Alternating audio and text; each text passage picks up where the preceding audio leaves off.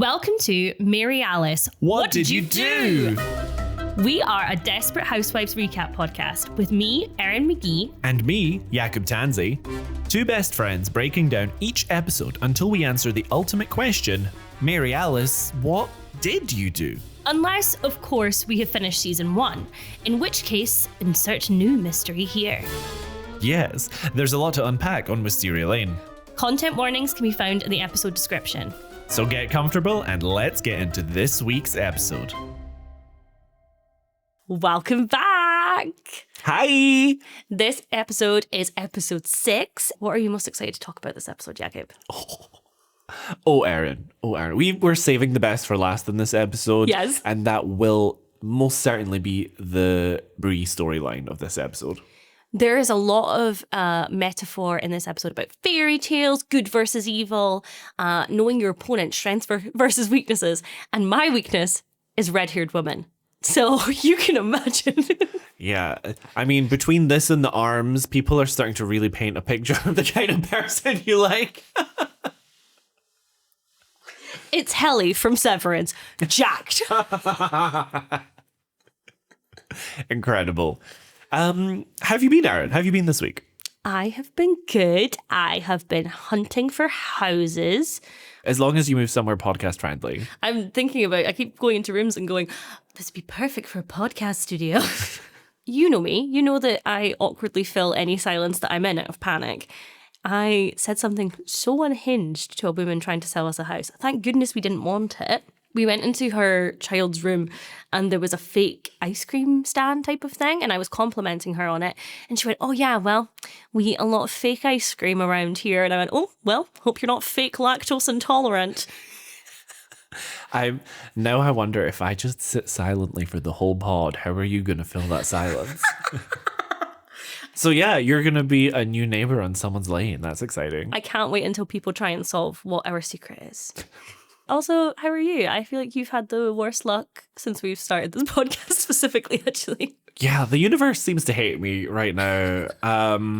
So I traveled recently to Norway for the first time. Never been to a Nordic country, so that was exciting. Specifically, I went there for a concert. It was to see Cascada, the greatest artist of our generation.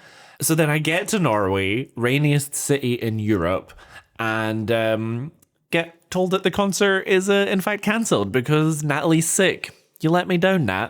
I think you've done more for Cascada than anybody else has, including Natalie herself. I hope that's okay to say. I would agree. And honestly, I mean, at this point, this is what, episode 6? I think most of our listeners at this point are probably still people we know. Mm-hmm. And so to everyone listening, you already know this about me. I don't know any woman who knows you that hasn't gone, let's put some Cascada on the playlist for Jakub at any function. Exactly. Enough about us. Let's talk about the ladies and what they've been up to this week. Oh, also, we just recorded our intro and outro for the pod, which you've been hearing since episode 1, but in real time, we've just recorded it now. And when I was like coming up with a script idea for that, I used ChatGPT to brainstorm. And part of the script that it suggested to me included the sentence, so let's find out what Mary Alice has been up to this week. Probably not much, since she is literally a pile of ashes. I thought you were just going to say it's much the same. I didn't think we were going to go into piles of ashes. Am I wrong? Where is the lie? Where is the lie?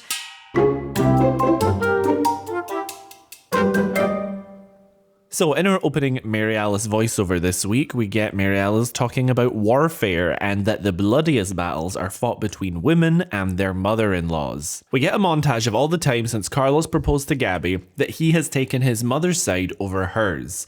So this includes, Mary Alice tells us, Gabby signing a prenup, a wedding band that Gabby didn't like being chosen for their wedding. We learned that Mama Solis even chose the colour to paint their house.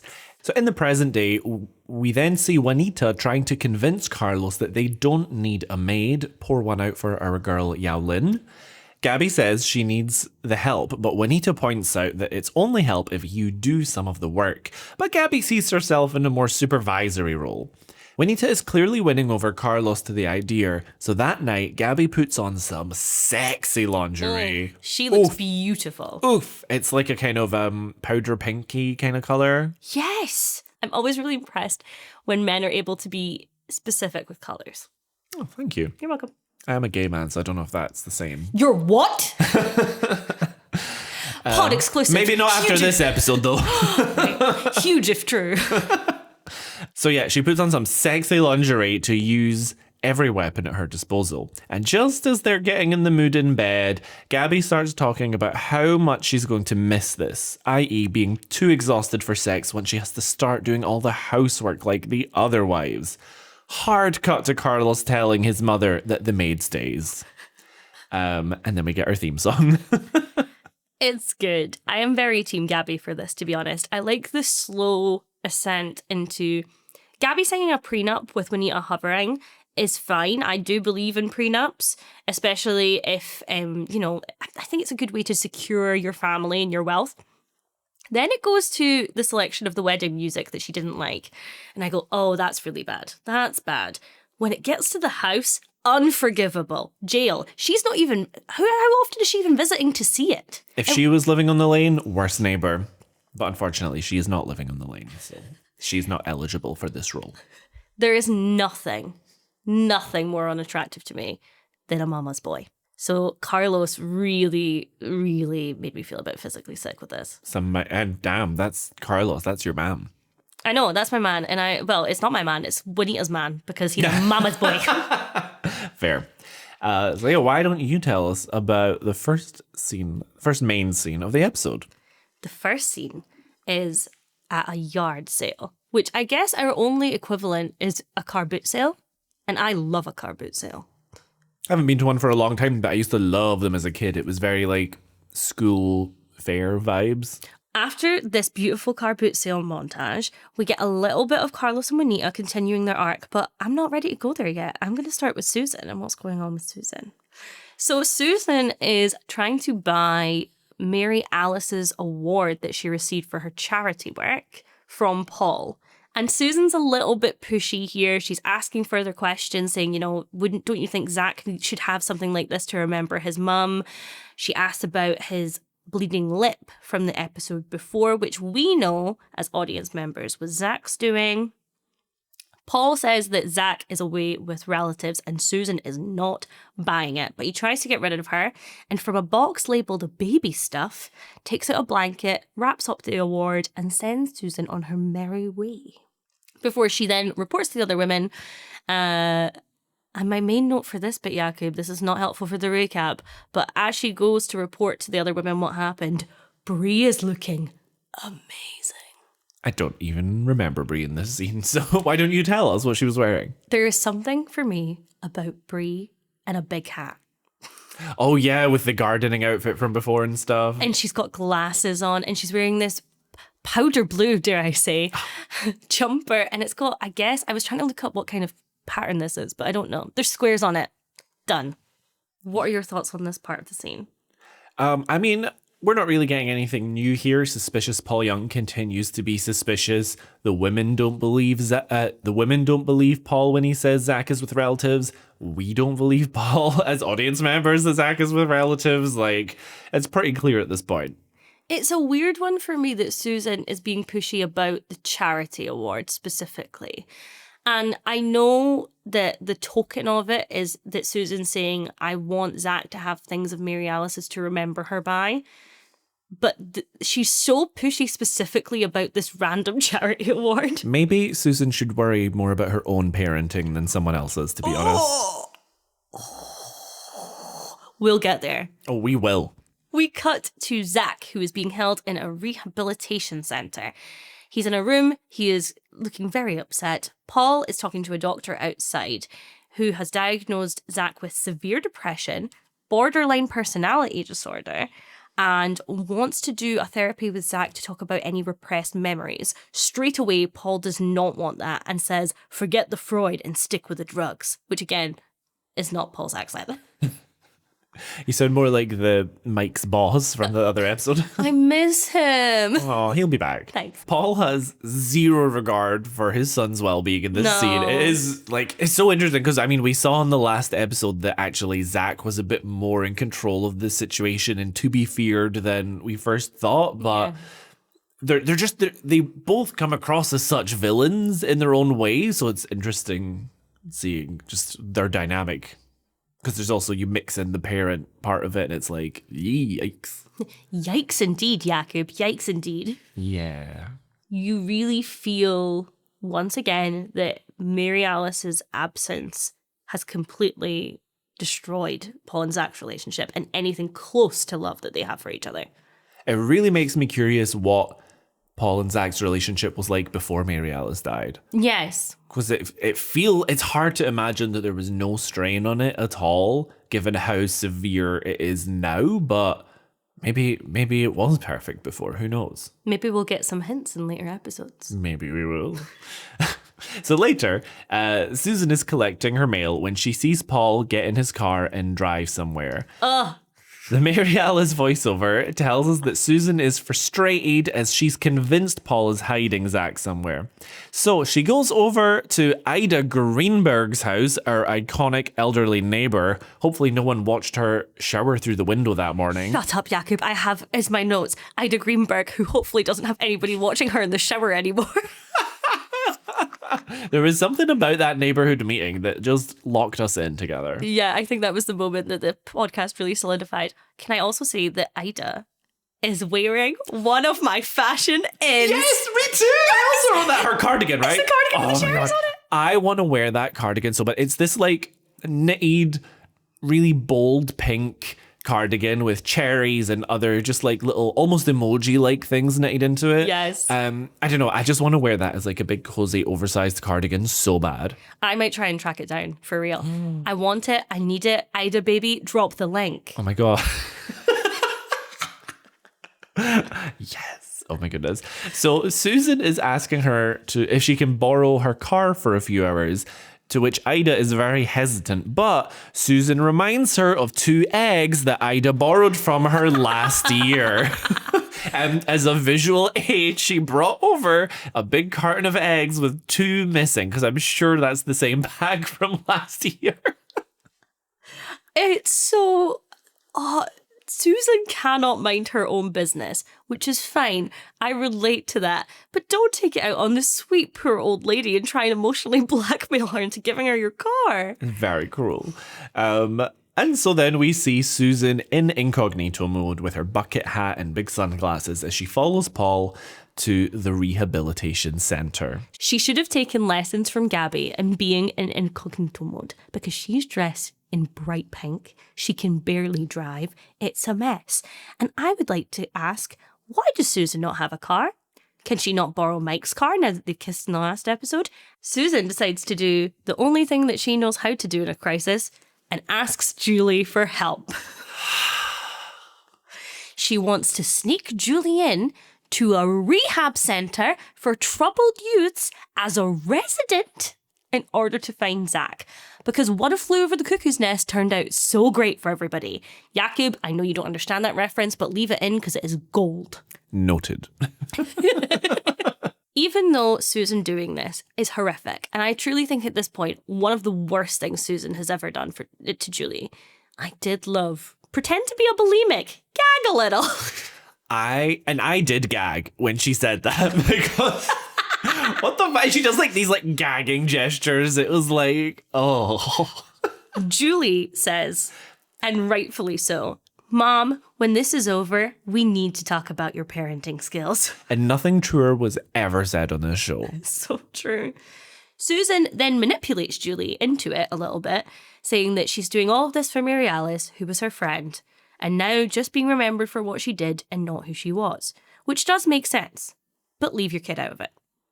100%. 100%. Also, she knows Julie. She knows that Julie will cave when she shows her this kind of emotion, and that's what makes it so horrible for me. I mean, I don't think that Susan is intentionally manipulating Julie. I think she's just become so used to relying on her that it's her default now. Yes, that's a very good observation, actually. So Susan turns up to the reception of Silvercrest, the name of the rehabilitation center, for an appointment that she made with a doctor there claiming to be doing research for a children's book. Honestly, decent cover story. Not the worst lie we've had. Was not mad about it. While the receptionist goes to get the doctor, Julie sneaks in and enters the main part of the facility, Susan continuing to make gagging gestures as she enters. Inside the facility, Julie does find Zach and goes to talk to him. He's laying on a bed, sleepy AF from all the pills he's been taking. Julie does not have time to play around. She gets straight to the point, asking Zach to clarify what he meant when he told Bree that Mary Alice killed herself because of something he did. Zach says that after his mum died, he started remembering things that happened when he was little, and that he remembers, quote, what happened to Dana. And Julie asks who Dana is, as does the audience, who have never heard this name before. But a nurse catches Julie before Zach can answer. The nurse comes in, mentions that Zach is not allowed visitors, and Julie puts her hand on Zach before she goes, and it's very sweet, because this boy has been touch-starved. We've seen that in multiple episodes with the way he is with Bree. It was very sweet. And I suppose Julie is also just so used to comforting people due to her mother being a mess all the time. Absolutely. But she does this thing as well where she says, you know, I know what you said to Mrs. Vanity Camp. You need to tell me everything. And does not give Zach a second to go, why did Bree share my very personal information with you? I mean, Zach's so out of it at this point, he's not clocking that. That's true. Do you remember who Dana is? Yes. Okay. And do you think there's any... Do you think at this point in the show that we're being led to believe anything specific about the name Dana, or is it a fully new mystery? I think that it is implied at this point. I'm trying to put myself into the headspace of a new viewer, and I think I would assume that there is another young sibling who died for circumstances that were Zach's fault, I think is what we are being led to believe as audience members. Especially given the chest we saw in an earlier episode that had human remains in it that was clearly like a children's toy chest. Yes, and it would make sense for Paul's coldness towards Zach, as well as, I know what you did, it makes me sick, I'm going to tell, suggesting that maybe Mary Alice covered it up. I love that observation about that's why potentially Paul's being cold towards Zach. I've never thought about that before. Ooh! She's a writer. Spoiler alert, this is not who Dana is. We're making it up. We should just write our own version of this show. With Edie as the main character. Definitely. Who she ends up with Martha Hooper at the end. I genuinely have thought, like, if we ever do like a Patreon or something we could do is write fan fiction, Desperate Housewives fan fiction, to put on there. Mine would just be Julie being taken away from Susan. By her watcher. Mm-hmm. Do you want to finish off the Susan? Yes. Yeah, I do want to finish off Susan. Close casket. Ugh. No. So, Susan decides to go through the yearbook. A bad idea, because you and I have done that, and it's not a good place to be. And she wonders if Dana is somebody that Zach and Julie went to school with, or if Dana is maybe a relative. But Julie is just worried about Zach. She wants to visit him again. And we cut outside to what I think is going to be a judgment from you to me. Paul Young is cutting the grass with his arms out. And it's a hear me out. It's a hear me out. This is going to be a tough sell, Erin. A tough sell. Hear me out, but also I've got nothing more to say. I've been heard. Oh, you know, that I actually feel a bit repulsed at the thought of Paul in any kind of sexual context. Well, then let me distract you, because we get a shot of Susan looking out the window that clearly does not have glass in it.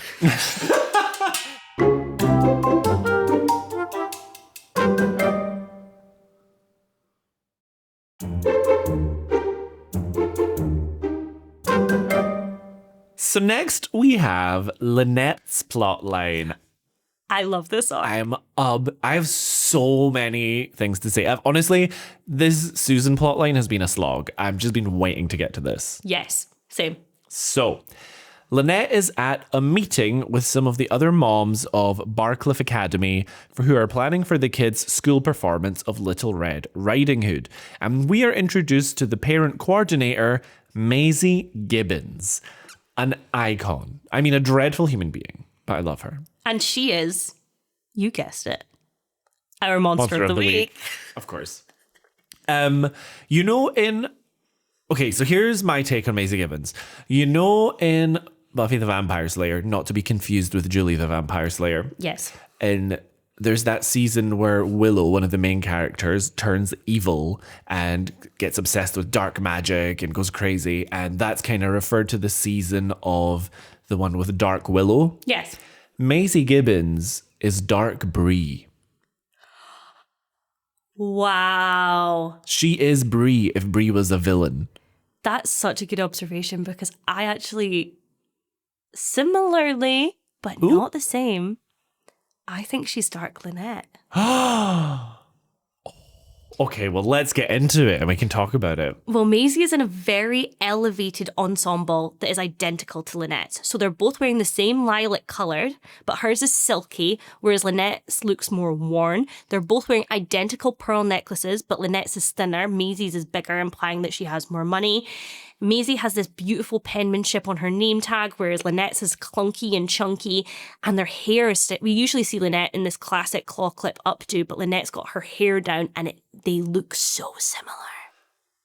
I did not clock that at all. We will be putting a side-by-side on the Instagram. I think you're probably right for this specific episode in terms of Maisie being a sort of dark Lynette. I guess I'm thinking of... other ways that Maisie comes into the story in later episodes. Oh, I don't remember. Oh, baby girl, you're in for a treat. I'm so excited. But, we'll return to that at a later episode. For now, Maisie is announcing that she's changed the script of Little Red Riding Hood to be less violent and has the girl help the wolf instead. Lynette laughs, thinking it's a joke initially, and then argues back, thinking the changes are ridiculous. We all agree. Yes. Maisie puts Lynette in her place. Basically, she points out that Lynette is new to the school and only signed up to take tickets on the night of the show and essentially isn't involved enough in the production to have an opinion. And honestly, I think that's kind of fair. And Lynette sees her point because she shuts up. And it's also brought up in the scene that Lynette's twins are playing oak trees. The pivotal role. First lobster. What were you in your first school play? So ours was the Nativity, and I was just a generic shepherd. I must have been about 7 years old, and I remember that I was actually very ill at the time we put that performance on, and my mum was sat in the front row, and I was kneeling, praying to God, I guess, or whatever, in the front of the stage with the other shepherds, and my mum could tell that I was ready to throw up any minute. So she fully, in the middle of the production, stood up, picked me up off the stage and walked out. And honestly, she could have been kidnapping me and no one tried to stop her. Do you think she had hoped for a different ending of the Nativity and was so offended that she took her kids off stage? What ending would she have been hoping for? Maybe they didn't find Jesus. Maybe. Maybe they found more friends along the way. I don't know. Do you remember what your first school production role was? We did a production of the Nativity, but it was called The Little Angel. And it was from the point of view of the littlest angel who was kind of left behind trying to work out what was going on. Spoiler alert, Jesus was being born. The little angel was played by myself. Oh my God, the starring role. The starring role. She was born to act. I was born for the stage. I was fuming though because I wanted to be Mary. The girls that get it, get it. The girls that don't. If you were in Catholic school, you wanted to be Mary. Oh yeah, she's that girl. Mary is that girl. Anyway. You know who else is that girl? Mary Alice. Yep. She's that dead girl. Yeah. In the next scene, if you'd like to tell us about it, Erin, Lynette stands up for democracy. She sure does. So, somebody has broken their arm and can no longer do the costumes for the show. Lynette volunteers, and they all applaud her for taking on this important role last minute. Immediately, Lynette is as subtle as a brick, stands up, goes to the front, saying we should keep the ending as is, and starts a political coup. Lynette keeps talking about this as political correctness. It is not political correctness that they're talking about whether or not to kill the wild animal at the end of Little Red Riding Hood, but we're going to ignore that. So she starts a political coup that Little Red should kill the wolf, and we should go back to the original ending of the story that we all know and love. And she, again, is applauded by all the women, and Lynette has essentially started a riot. Yeah, I love that all the other moms were clearly always on Lynette's side, but too afraid to speak up against Maisie, which just shows how much influence Maisie has among the moms. And it wasn't until Lynette made the first move that the other moms felt like comfortable enough to be like, actually, no, yeah, we do prefer that. Well, I wouldn't mess with Maisie, not straight out the gate. You know, you have to kind of put in the hours, sense her weaknesses. And this is an ongoing theme in the episode about women-specific rivalry and how women fight. I'll talk about it a little bit more later. I don't like the stance that is taken in this episode, which is essentially, oh, men are very direct, but women are sneaky and fight dirty and behind the scenes, and women all secretly hate each other. But in this arc, at least, it's somewhat true. This is something which I find really interesting in this episode, though. It's that, so all of Maisie and Lynette is clearly the more liberal of the two of them as a person.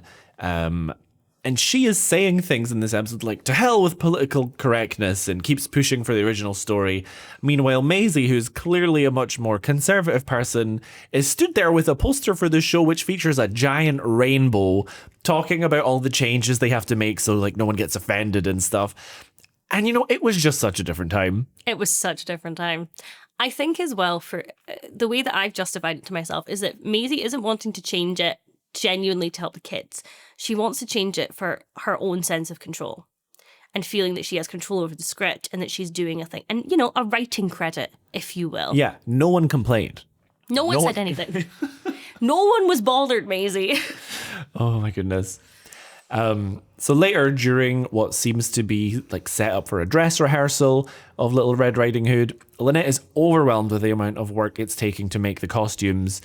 It wild that a private school like Barclay that they had to donate $15,000 to get can't afford to buy or rent some costumes. I know. Meanwhile, Maisie is running the school play like the Navy.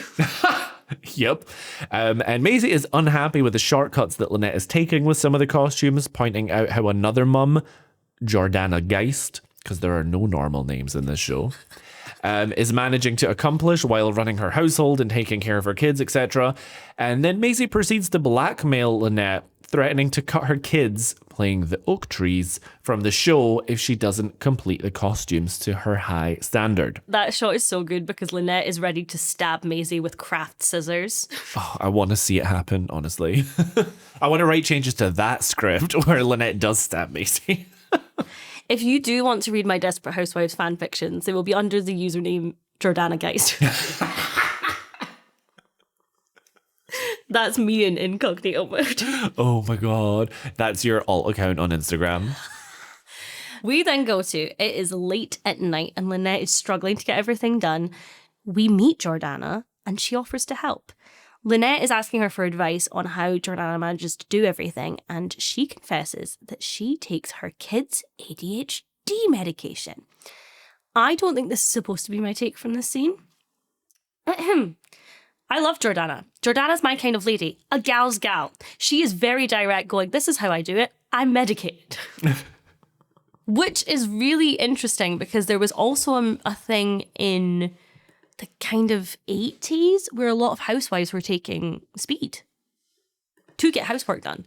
Oh, I wonder if that is where this is inspired from, because Mark Cherry based a lot of it off of his own mother and mothering life. Yes. I said that weird. You know what? Well, he says that the main part of his childhood felt like his mum was Lynette. And then as he got older, he felt like his mother was Brie. So there we go. Don't out your mum. Mark Cherry's mum does speed. That's episode pod name. Pass it on. Episode title. Oh my God. The Need for Speed. Oh my God. I don't think that's okay. think that's okay that I said that. But it is very funny. I love that Jordana offers some to Lynette, and Lynette immediately makes a very judgmental joke. Yes. This woman's confided in you. She's told you a little secret, and you're immediately judging her to her face. But Lynette says something about, like, oh, I just had some crack. I wouldn't want to mix. Ha ha.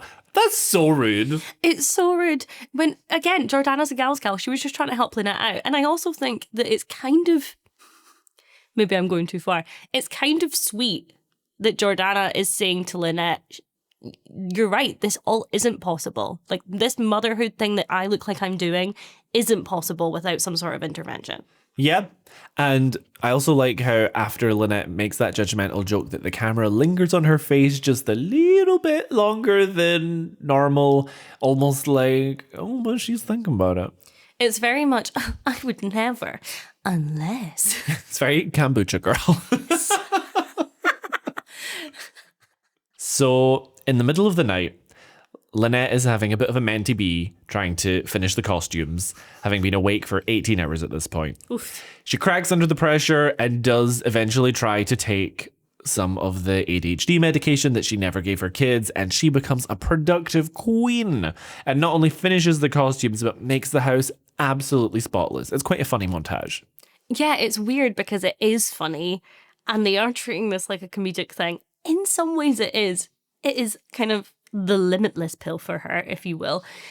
But she is abusing her children's prescription meds. It's dark. I also think, first of all, her crying and sobbing because of how much work she had left to do had such Erin's dissertation vibes. And if they'd offered me a limitless pill of getting it all done in one sitting, who knows? But we do this. I think it's interesting, and I'm just flagging it now, the way that this show treats addiction. And things that are very obviously addiction come up multiple times, but some of them are treated as funny and some of them are treated as serious. I think with this particular storyline, because obviously I've seen this show and I know where it goes, I know that it does get a lot more serious, and Lynette does eventually deal with the consequences of the decision she's making now.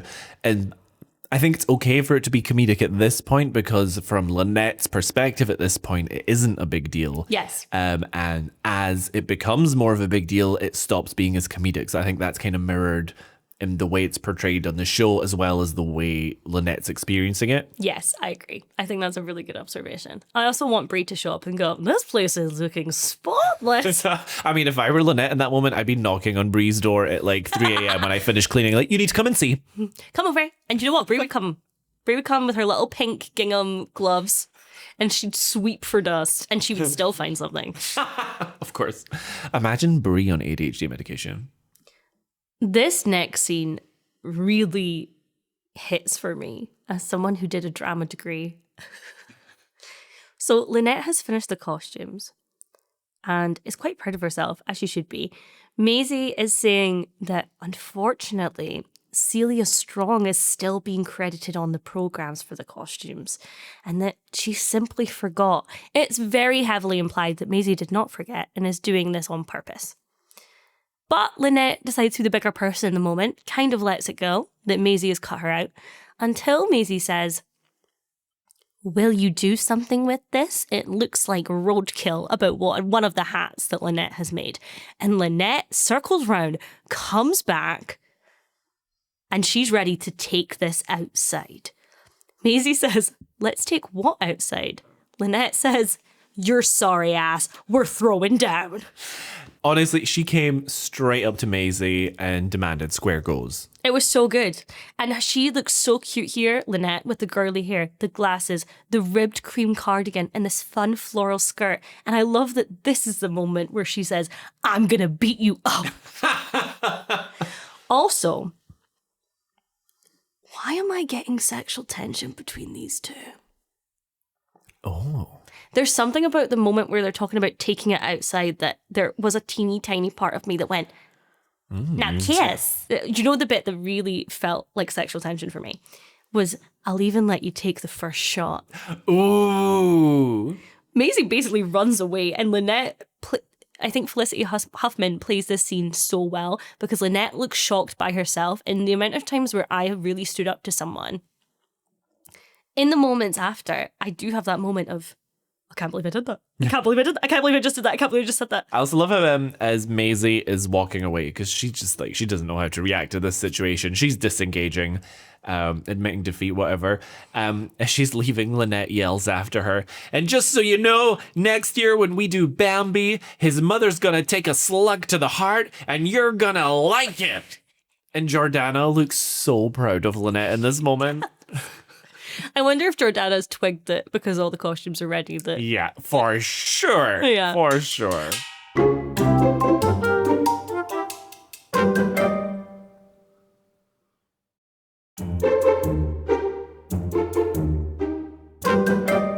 Bree has Gabby and Mama Solis over for coffee and cookies. Oh. I'm jealous.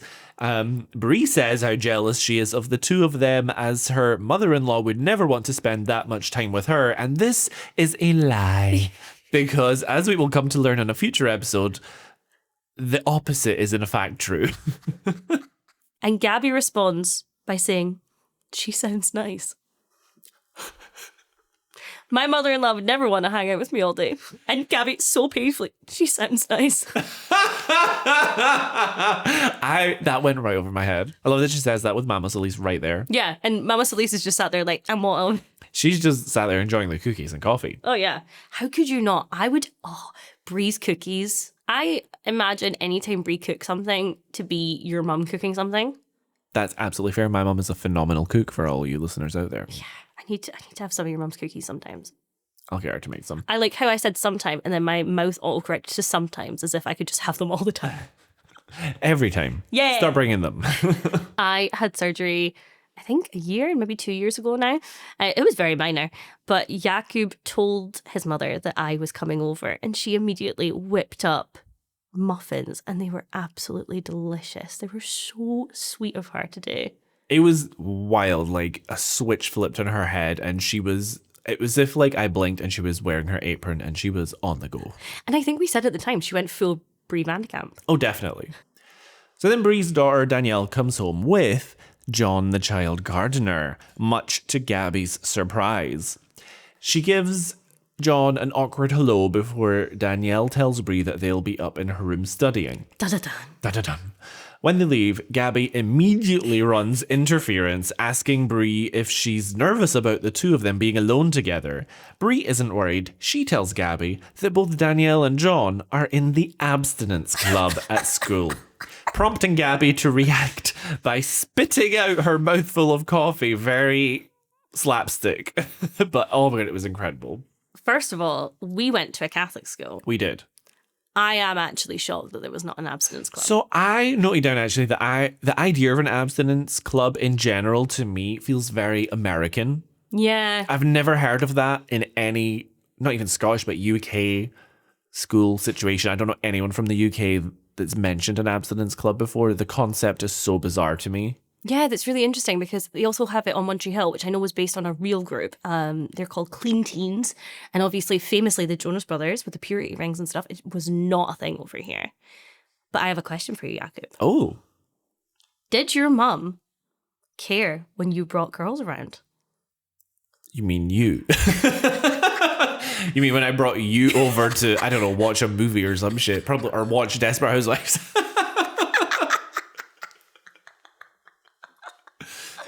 I was just thinking it's interesting that Brie doesn't really care. Even with the abstinence club thing, I would imagine that she would be stricter. But I know my mum did not care about things like that. She was very much, I'm going to give you all of my trust until you break it type of thing. You know, I didn't have girls come and stay the night or anything. True. And I mean, the house we're in is relatively small, so it's not like, and we don't have any locks on our doors or much privacy. So like my mum could barge in at any moment. It would be pretty risky to try anything. Then we get our first ever poker scene. And it is not the last. I think Indeed. it's so nice that the game that brings them all together is about bluffing and lying. And it's so poetic to me. That had never occurred to me. Well, Juanita is in the back, aggressively knitting. As always. Susan said, I've been so excited to talk to you about this. Okay, so we have had a small break in that it's been 2 weeks instead of 1 week since we last recorded because we were having a production meeting. And do you know how much it has killed me, not to mention to you? Susan says Mike is taking her to see a play or something. I've been thinking about your reaction to it ever since. Mike loves the cinema and the theatre, which is kind of live cinema. Oh my God.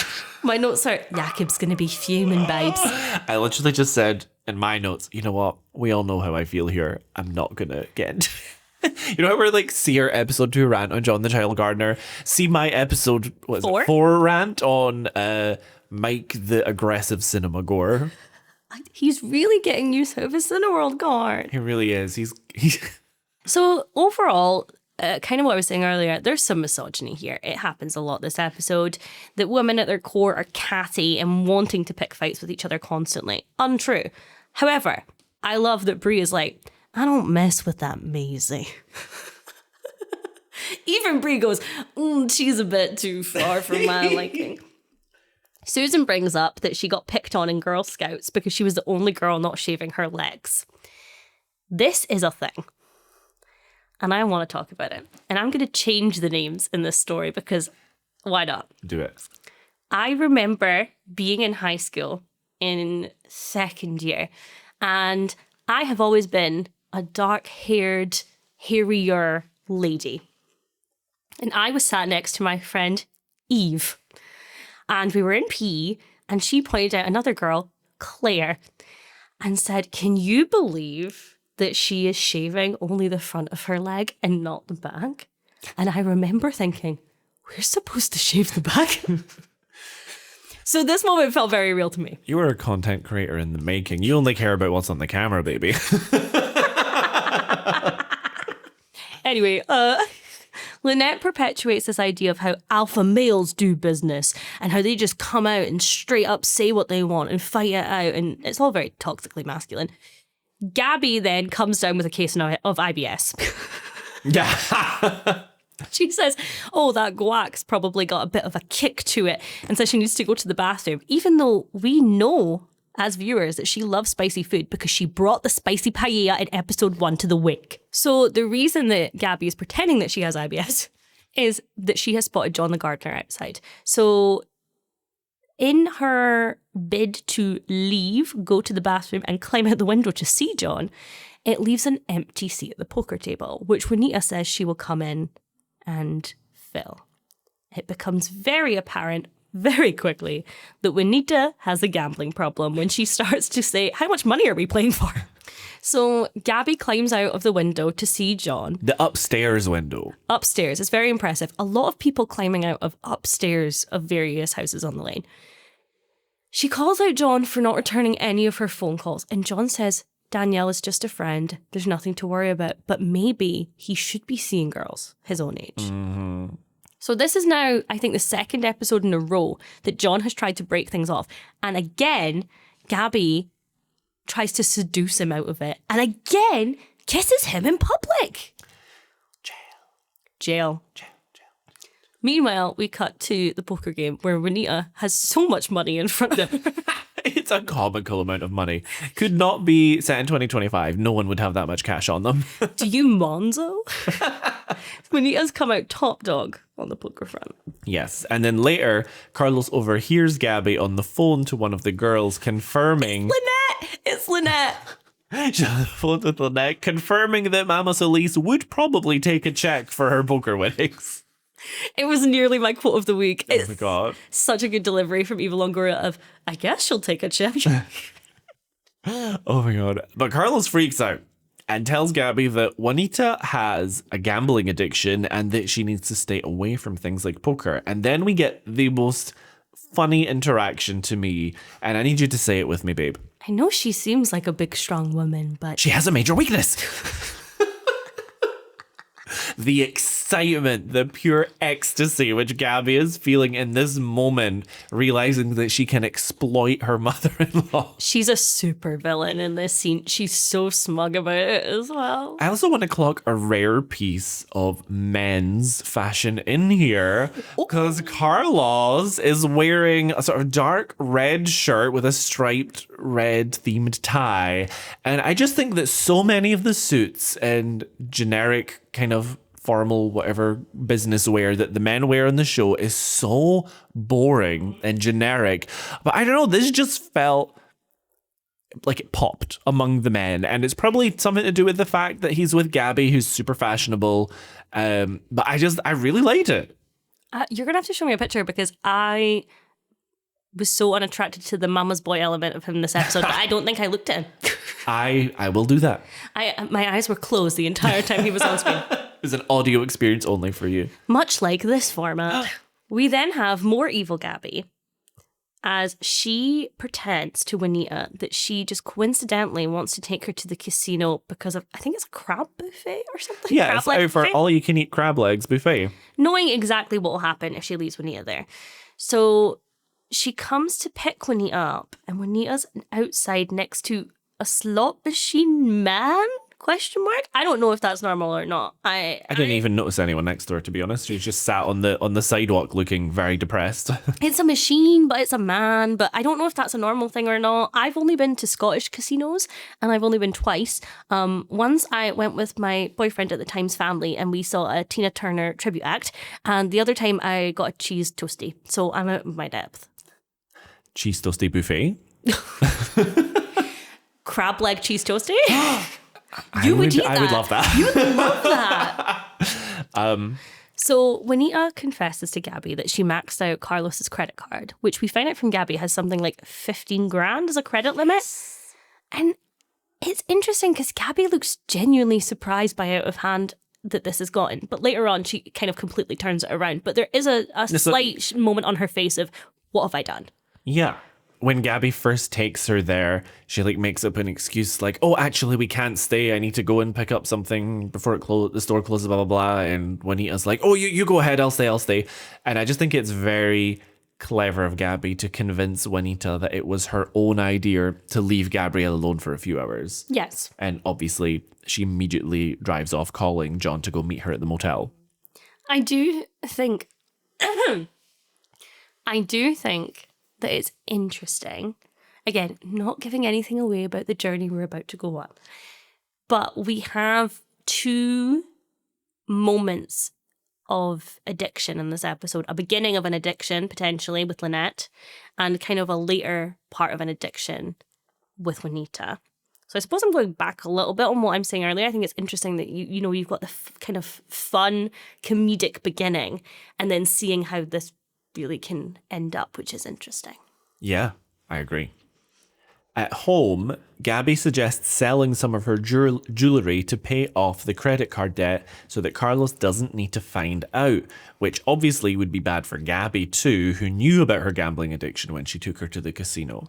And at first, Mama Solis is suspicious of her, but when Gabby pretends to start calling Carlos instead, Juanita folds, and we get the Mary Alice voiceover telling us that Juanita might have been the gambler of the family, but Gabby is the one who knew how to bluff. After this, we get Juanita and Carlos chatting, and she says that she actually doesn't think that Gabby is having an affair anymore. She's not perfect, but she does love him, and Carlos feels quite relieved to hear this from his mum.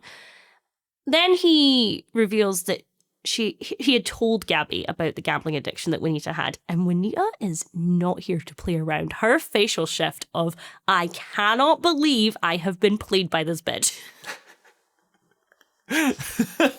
Yeah, but I also love how, when she puts the pieces together in her mind, she takes a little sip of her cocktail and she's looking so satisfied with herself, because I think from her perspective, to her, this is hard, concrete evidence that Gabby is having an affair. She believed it before, but I think this is evidence to her. And she's a smart woman, which I really like. The next scene has an absolutely wild shot of Juanita maniacally rocking back and forward knitting. It is excellent. It's again what I said the first time we met her, where it's like just like such an evil villain on their throne, their plans coming together. She's just so happy and satisfied with herself. She's knitting so much in all the time we've seen her. So she's knitting, she's trying to work it out. And suddenly she sees John and Gabby walk past each other.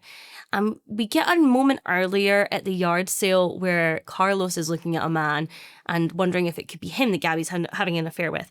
And Juanita says, you don't want to look at the people she's openly talking to. You want to look at the people that she isn't. And from the way that John and Gabby interact, Juanita's put the pieces together.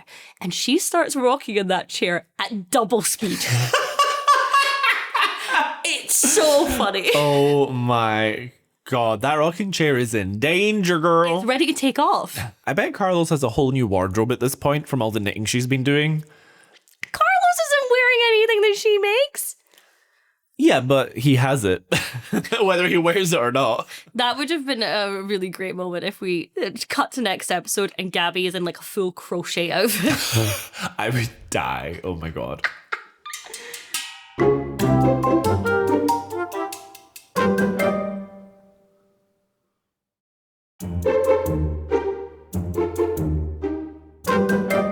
We have saved the best for last. You cannot see, people at home. I am fanning myself and it's not fake. I need a minute. It just got hot in here.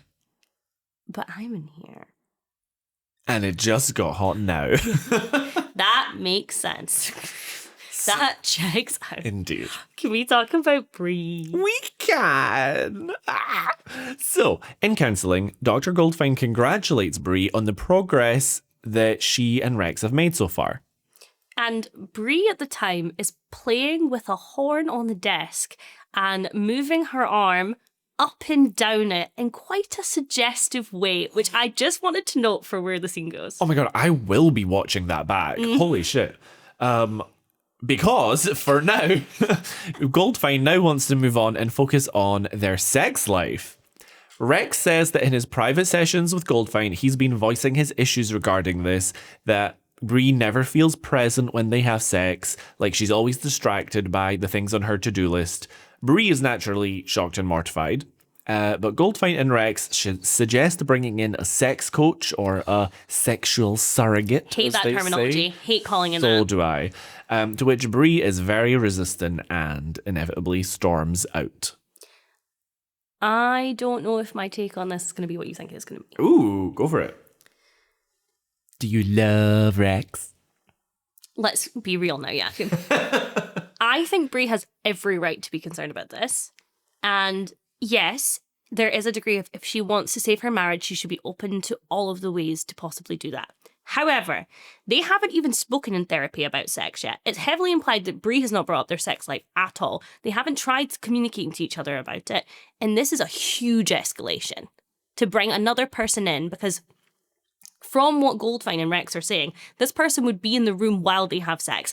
And this is not the way to introduce this idea to Bree whatsoever. I think she's so reasonable in her reaction.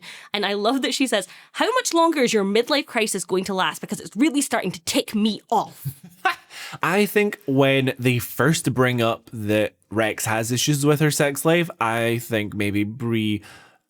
No, I don't even want to say overreacted because she didn't see it coming, but I think that wasn't unreasonable because, you know, sex is a big part of a relationship. So when you're having couples counseling, I think that will come up inevitably. But yeah, it is very much the sex coach of it all. I think that the fact that it's clear that Rex has never spoken to Bree about them not being as connected as they should be sexually means that to then immediately jump to what I think to Bree is such a bringing another person into a really private part of their marriage. And I also think it's weird that Goldfine is like, I'm not going to talk to Bree about sex at all or their relationship. I'm just going to refer them to this other person. It's really odd. It's like, I'm going to present you with a solution. We're not going to discuss the problem. We're not going to dissect it. Which makes sense to me because I'm telling you now, I don't think Goldfine is a good therapist. Ooh.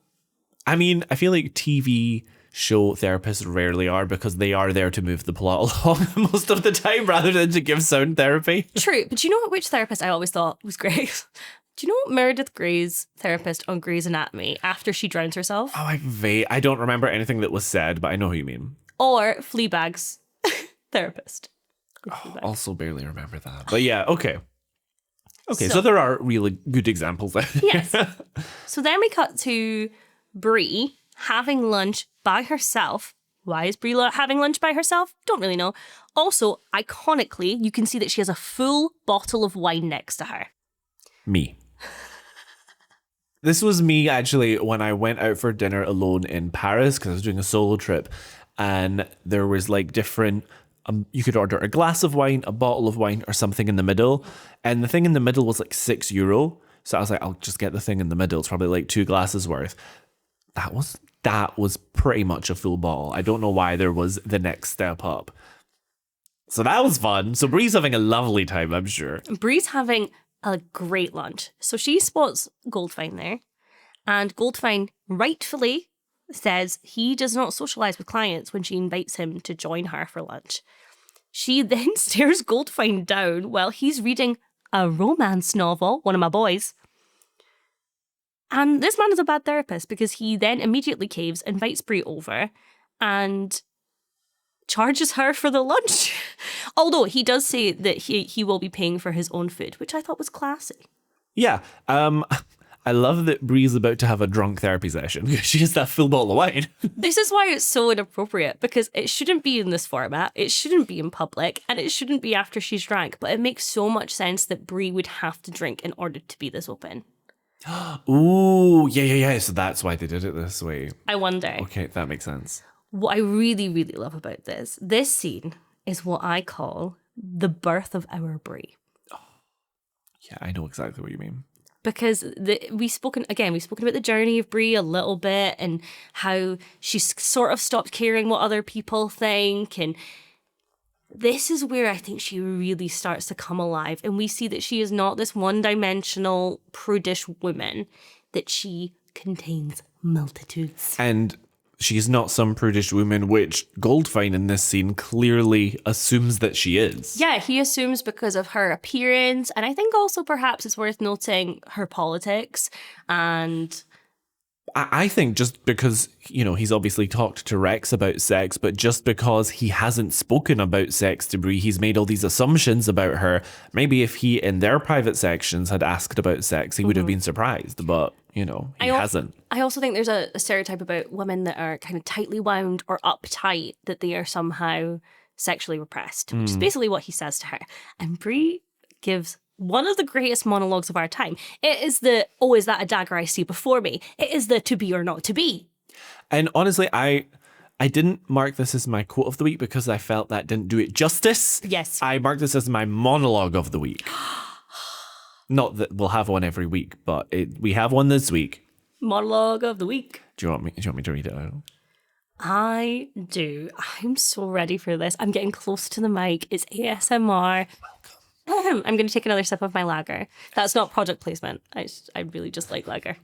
So Bree says, I love sex. I love everything about it. The sensations, the smells. I especially love the feel of a man. All that muscle and sinew pressed against my body. And then when you add friction. She takes a sip of her wine.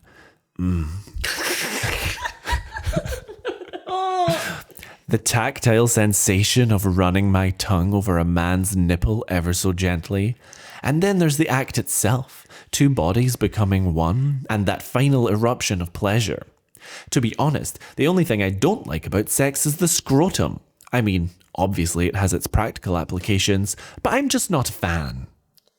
Can we give Marsha Cross, and to be honest, after that, you, a standing ovation? Because oh my goodness. This is the birth of Bree. I literally rewound that monologue when I watched it. Not to take notes, just to enjoy it again. And I turned the volume down on my television because I felt like I was too young to be watching it. And I was trying to hide it from my mother or something. It made us feel sexually repressed. Oh, yes. I felt sexually repressed watching this. And it made Goldfine very uncomfortable, who then immediately asks the waiter for the check, only to be reminded that they have not yet ordered. I loved it. Also, Lady in the Streets, Freak in the Sheets. Brie Vandekamp she made that saying. Oh, that is about her. Just, oh my God. Oh, I just love her so much. I'm so glad that it's my turn to talk about the next scene. Oh my God, this scene. Listeners, you're not getting a recap. You're getting my inner psyche. Brie shows up to a hotel. And Jakub, when we started this podcast, I mentioned that Marsha Cross has a scene in season 1 where she is the best a woman has ever looked. This is it. She, in fact, transcends womanhood because she is a goddess in this. A goddess. She shows up in this fur jacket. Her hair's much more carefree, loose. It moves. Her makeup is beautiful and sexy and more fun. She's wearing horrific shoes, but we're ignoring that. And then she unveils to this red lingerie set that it took my breath away. She is so stunning. It should be a painting. It is at this point that I would like to announce live on the pod that I am now a straight man. Welcome home. I really think that they should play this clip to kids who are undergoing conversion therapy.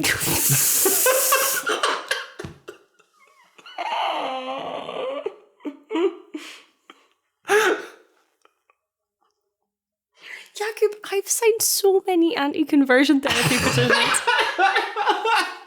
Good. She's an ally.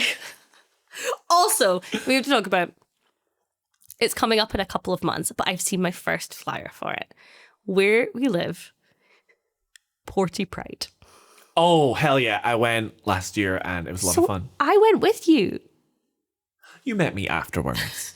And we went into the town hall and it was so beautifully lo-fi and there was a giant badge that said ally on it and you threatened to buy it for me. Well, you don't need it anymore because I'm now a straight man. Yes, thank goodness. Wait, does that mean that you like me again? That is some lore which we have not explored on the pod yet. We'll save that for another day. We're saving that for the finale. We'll start teasing it now. So the hotel room was Rex's, who was eating a burrito, looking run down. Meanwhile, Brie is extremely attractive here. They start to kiss. However, the burrito's going to end up on the floor. That is a cheesy ass burrito, and that cheese is in serious danger of drippage. Brie's trying to stay in the moment. However, the burrito. Rex wants her to leave it and be in the moment, but she can't be. I don't see why that should have killed the mood, to be honest. But hey, she just has to move it really quickly. But then when Rex gets up and is kind of like, I'm over this, meh, meh, meh. She's on the bed. She's biting her lip. And Jakub, I'm no better than a man. I was taken. The fact that he could reject her after she really put herself out there for him emotionally, sexually. She was so vulnerable. And again, the opening monologue we have of Rex and Brie together is that he just wants a real, authentic human being. I've said this before. I'll say it again. The real human being he hates her for. Mm-hmm. It's wild that he just straight up asks her to leave. Yeah, I think anybody who has ever felt, and I don't mean in this type of scenario, I mean in any type of scenario, that feeling of being absolutely rejected after you've really gone out of your comfort zone and really put yourself out there for someone, it's heartbreaking. And she just says, well, it's obvious you never had to remove a cheese stain. Excellent content. I think that given the issues, this is not me being a Rex apologist, by the way, I just want to say that. I just want to... Thank you for that disclaimer. Yeah. That, you mentioned that you don't know why it's a big deal that she could just clean up the burrito or prevent it from dripping or whatever. I think it's more about what it represents and that it's not so much like an individual case situation. I do think as we get later into the episode though, I think it's all...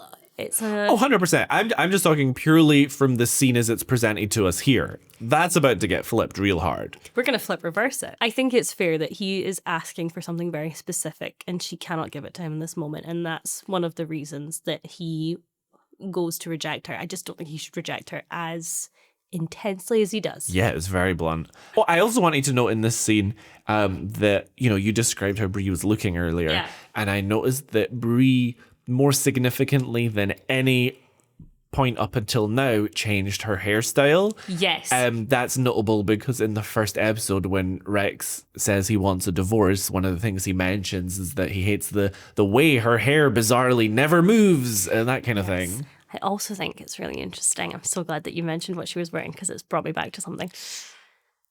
Every outfit until this point of Bree's has been in baby shades. So baby pinks, baby blues. And this is a hot, feminine red. Hell yeah. It's not childish. It's not prim and proper.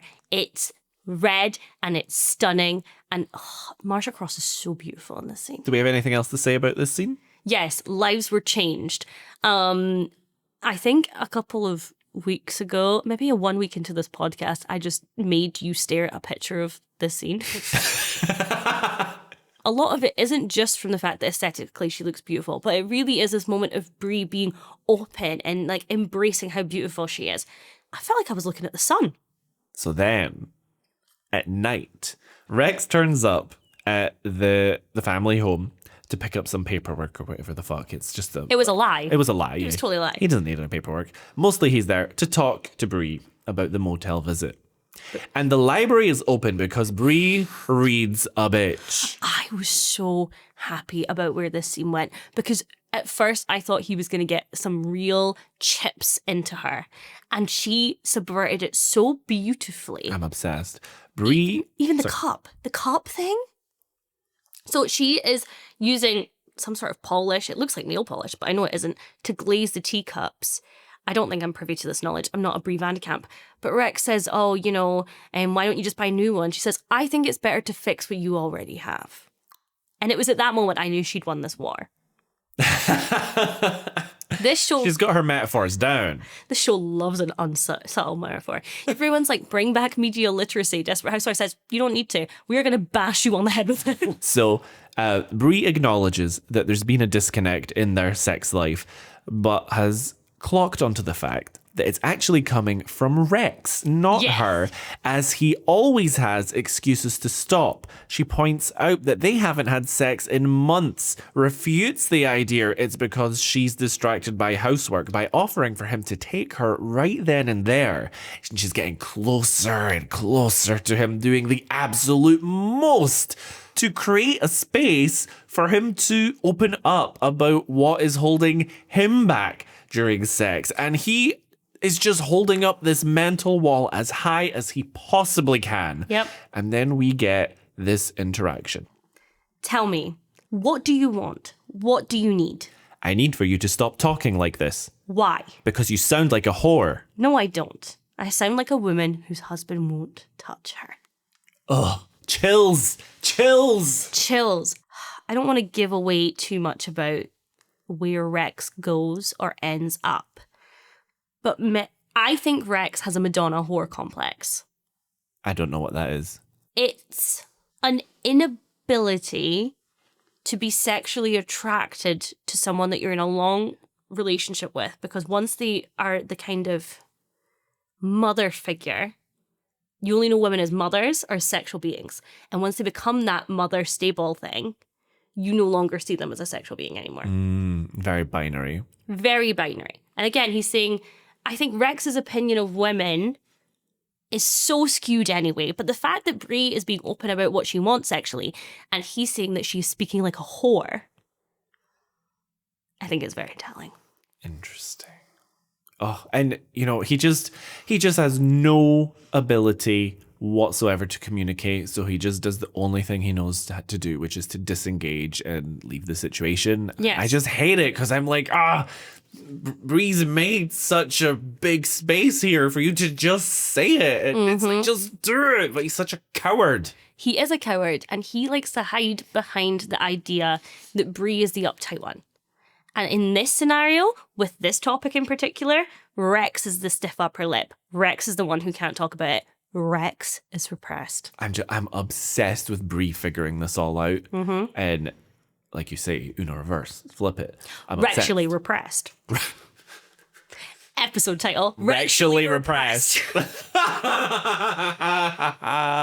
Episode title. So, in the final scene of the episode, we get some sweeping shots of Susan's home at night with a Mary Alice voiceover talking about how as children, we're taught that good always triumphs over evil, but that as we get older, nothing is that simple, and that traces of evil always remain. And with that, the camera zooms past the award Susan bought from Paul in the yard sale and stops to focus on the blanket from the baby stuff box it was wrapped in. And we see the name Dana embroidered onto it. Dun, dun, dun. Dun, dun, dun. To which I say, shouldn't the blanket have perhaps been better hidden? I mean, knowing where the story goes, the fact that Paul just picked up a random box labeled baby stuff and took it out to sell without vetting it is kind of wild. But for plot purposes... Oh, we love it for plot purposes. Paul isn't the sharpest tool in the toolbox, is he? He's the sussest tool in the toolbox, not the sharpest. What would you say is the sussest tool in the toolbox? Probably pliers. No, I hear that, actually. I was going to do a joke and go back and forth, but I think you're absolutely right. I'm deadly serious. I think pliers is the most sus. Yeah, why are they like that? What are they hiding? I think second to that is a crowbar. I think crowbars are overtly wrongdoers rather than just being suspicious. Too obvious. This is why people tune in. And that was the toolbox segment. Check our socials for a full tier ranking breakdown on the most suspicious tools in the toolbox. Spoiler alert, the screwdriver is the least suspicious of the tools.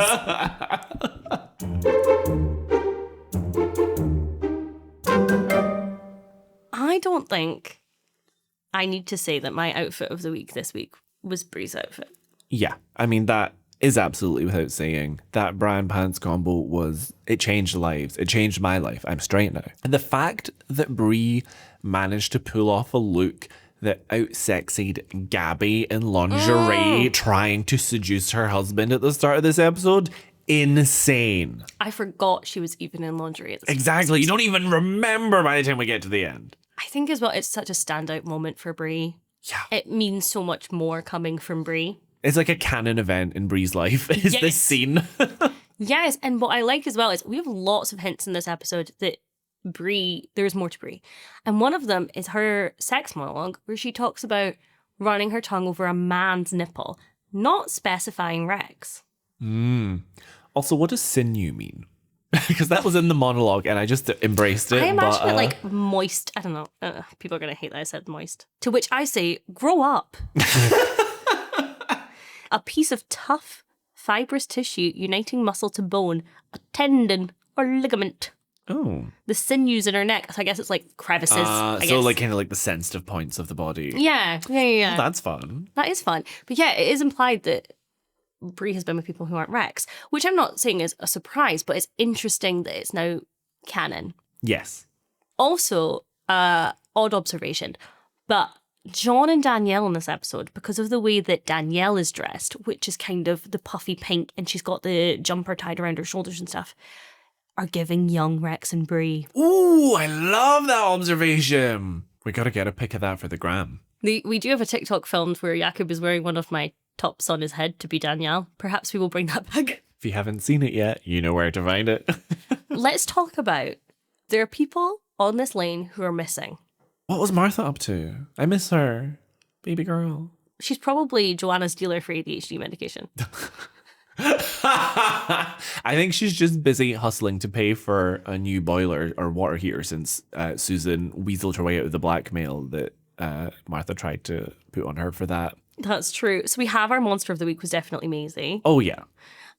Who do you think the worst neighbour is? And I'm going to tell you, it's Susan.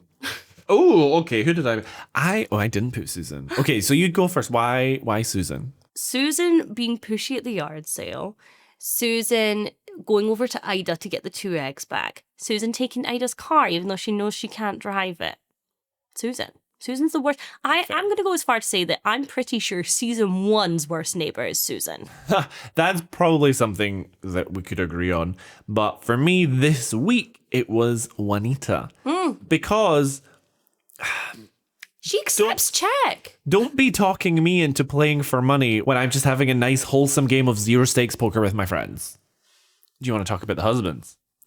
Let's talk about the husbands. Carlos. Ugh. I just wrote that I'm getting so bored of Rex because he is a child in that he just keeps expecting change without asking for what he wants to change. He's also not prepared to personally move an inch. He wants Bree to change. He doesn't want him to change. Also, Tom is being the most Tom he could be in this episode because he's not there. So true. So true. He's not there. He's not supporting the kids. All we know is that he sold his boat. And we have not heard from him since. He's probably just in his room crying over his lost boat at this point. Lynette gives him his own room. Go to your room. I remember being younger and really, really loving Gabby and Carlos together. And I have no idea where that comes from. And I'm waiting to see it. And it's not happened yet. I think their relationship takes the longest to develop. Yeah. Because it starts off, well, obviously with this affair, and that is all we get from it for pretty much the whole first season. So it takes a long time to delve into their relationship, and I am confident that we'll come to see actually it's a pretty great relationship in some ways. I've been saying a lot of ways, and I've remembered a lot of things. You started confident, immediately lost confidence. Immediately. And then we have Mike, who just wants to go to the cinema so bad. Someone take this man to the cinema. Yeah. In other news, since the last recording, Jakub and I went to the cinema. Jakub and I did a photo shoot, which what's crazy is I feel like I'm traveling through time because the people who are listening to this will have already seen it. Yeah. I have 415 on my phone, and we're not even going to use those because we took more on yours of me afterwards. I have 283. Okay. Which I think is very respectable. So we're at about 700 photos. Mm-hmm. Jesus Christ. We had the most fun pretending that there were apples in our hands. Yeah, this is for our cover art, by the way. We got so much done today. I'm so tired. We met today at 11. It's 7 o'clock in the evening now. I feel like Lynette having a mentee wee when she can't finish the costumes. You need some ADHD medication. I do. I'm going to go and source some after this. I know some people. Jordana Geist. Jordana Geist, if you're listening. I love you, Erin. And I love you, listeners or desperados. I am so tired. I think we need to sign off. I need to love you and leave you. I love you. Goodbye. Goodbye. See you next week. Stay desperate. Stay desperate. Thanks for listening to this week's episode. Be sure to check out our Instagram for visuals, behind the scenes content, and more. You can find us by searching for Modded, that's MEWDYD. Or just search for Mary Alice, What Did You Do? This podcast is brought to you entirely by us, Erin McGee and Jakub Tanzi. If you're enjoying the show, don't forget to leave us a review. It really helps us out. Join us next time for another episode of Mary Alice, What Did You Do?